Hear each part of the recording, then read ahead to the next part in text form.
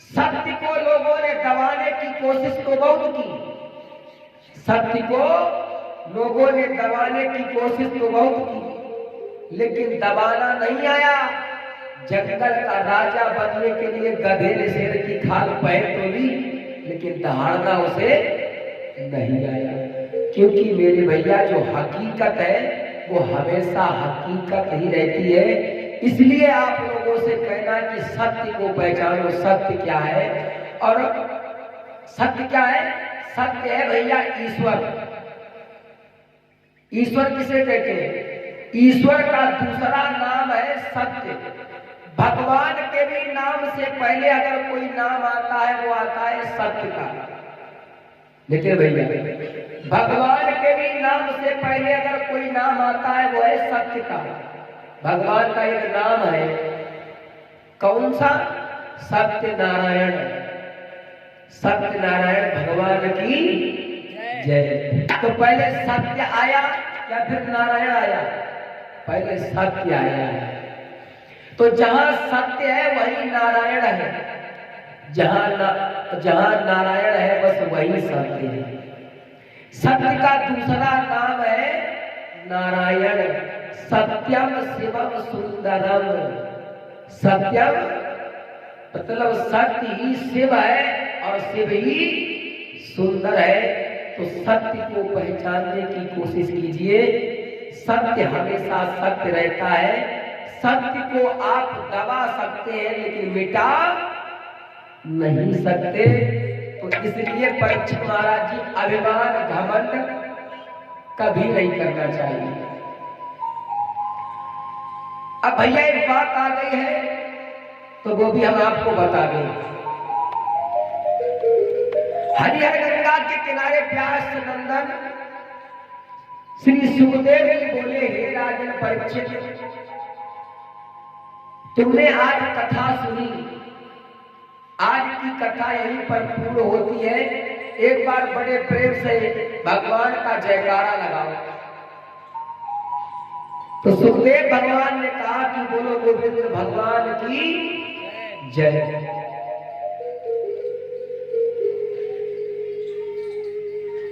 परीक्षित जी ने सुखदेव भगवान जी से प्रश्न किया कि प्रभु, भगवान के भक्त भगवान की जय जयकार क्यों करते हैं? भगवान की लोग जय क्यों बोलते हैं? नितिन भैया, जय माने होता है विजय होना, जीतना। और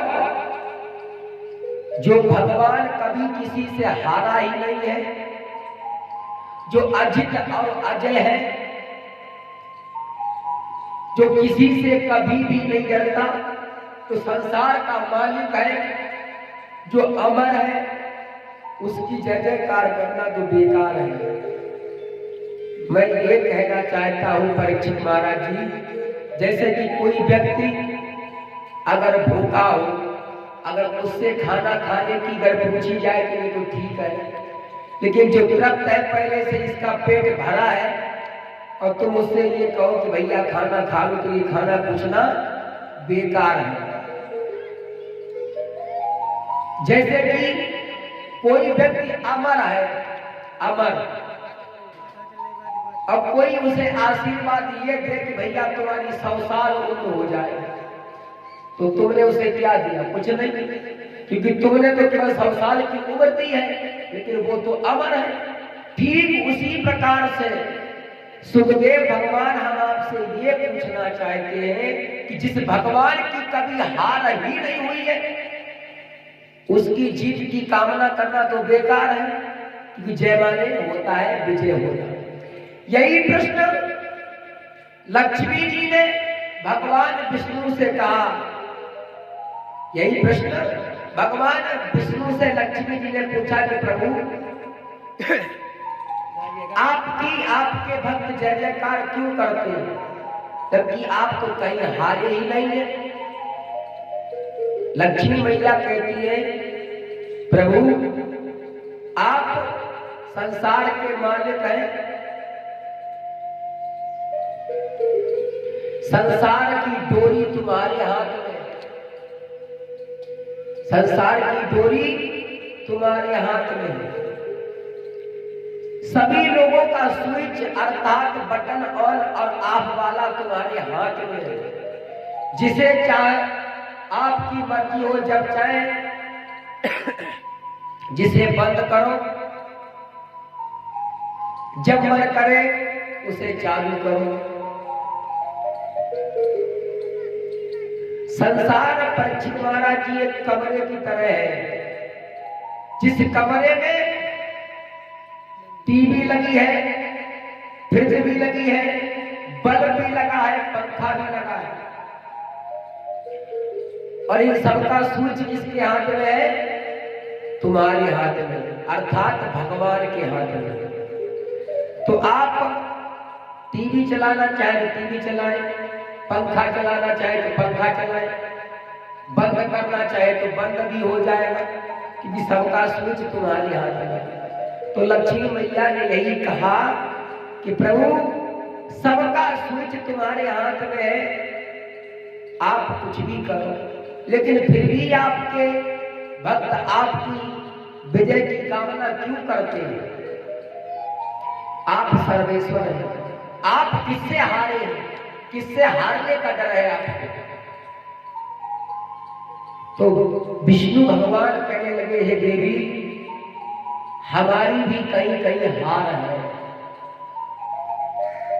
नितिन भैया बोले, हमारी भी कहीं कहीं हार है, हम भी कहीं कहीं हारे हैं। भैया आप लोगों ने गांव देहात में एक बात तो सुनी होगी, बड़े बड़े बुजुर्गों से, बड़े बड़े बुजुर्ग छोटे बच्चों से नाराज होकर कभी कभी कह देते कि लला तुमसे तो भगवान और हारी खाए। बड़े बड़े छोटे बच्चों से कभी कभी कह देते हैं कि बेटा तुमसे तो भगवान और हारी खाए। तो कैसे लोगों से भगवान हारी खाए हैं? आप फिर उसी कमरे वाले दृष्टांत पर गौर करें। कमरे में टीवी भी लगी है, पंखा भी लगा है, फ्रिज भी लगी है, वॉशिंग मशीन भी लगी है, सब कुछ लगा है, सबका स्विच तुम्हारे हाथ में जरूर है।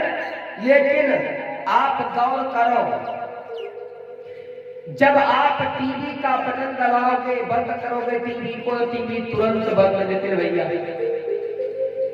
आप फ्रिज बंद करोगे तो फ्रिज तुरंत बंद, जैसे ही स्विच दबा टीवी फ्रिज बंद। आप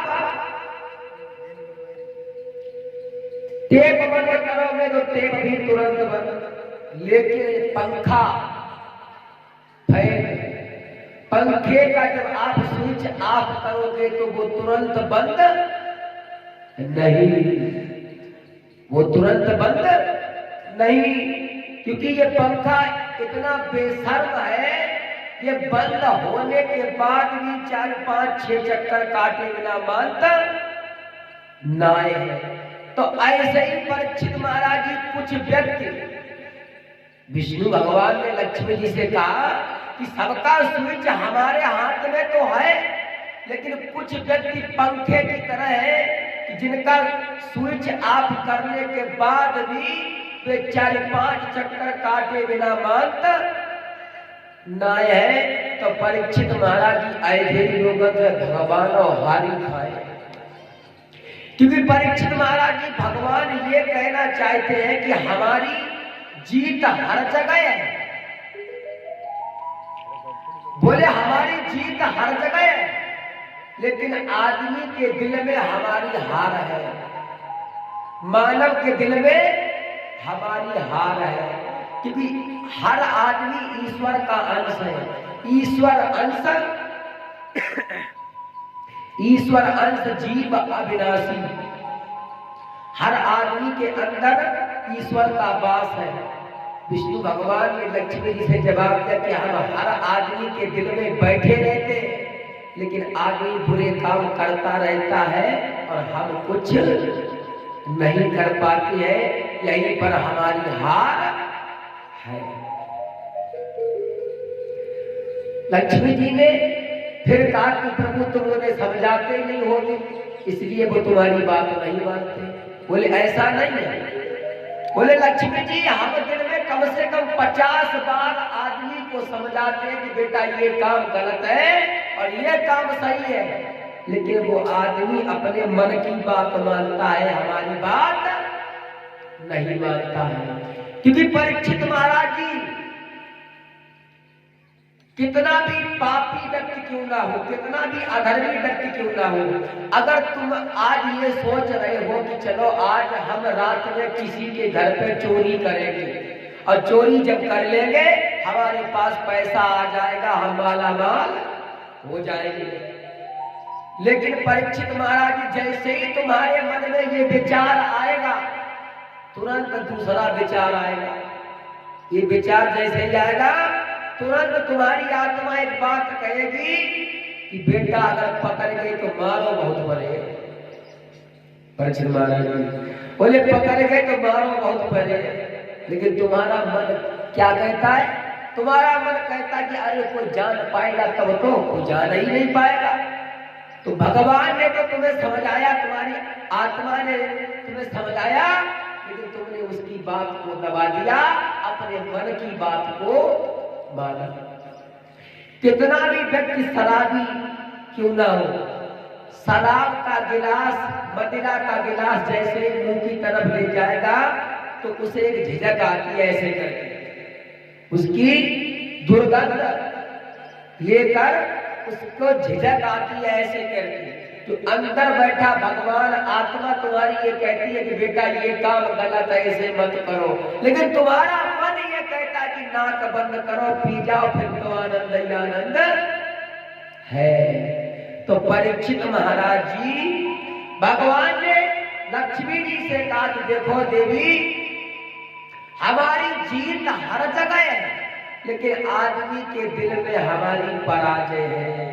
इसलिए हमारे भक्त ये कहते हैं, हे राजन परीक्षित, सुखदेव जी ने परीक्षित को समझाया कि हे राजन परीक्षित, इसलिए भगवान की उनके भक्त जय जयकार इसलिए करते हैं, वो भगवान से कामना करते हैं कि प्रभु तुम्हारी जीत हर जगह है, तुम्हारी जीत हर जगह है, लेकिन थोड़ी सी जय जयकार हमारे दिल में हो जाए, हम तुम्हारी बात मानने लगे, अपने मन की ना माने, तो बस जीवन की नैया आसानी से पार हो जाए। तो परीक्षित महाराज जी आपको